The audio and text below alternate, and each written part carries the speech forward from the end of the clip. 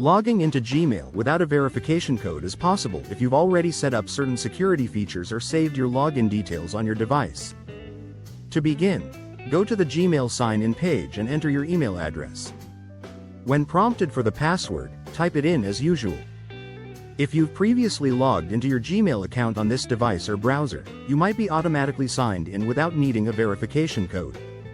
If two-factor authentication, 2FA, is enabled on your account, but you don't want to use the verification code, you may be able to choose an alternative method.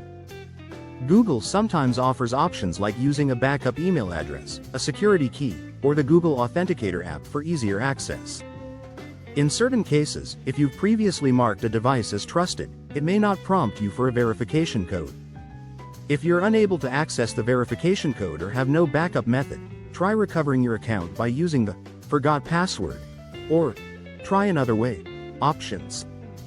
These will walk you through alternative recovery steps, such as using recovery email addresses or answering security questions.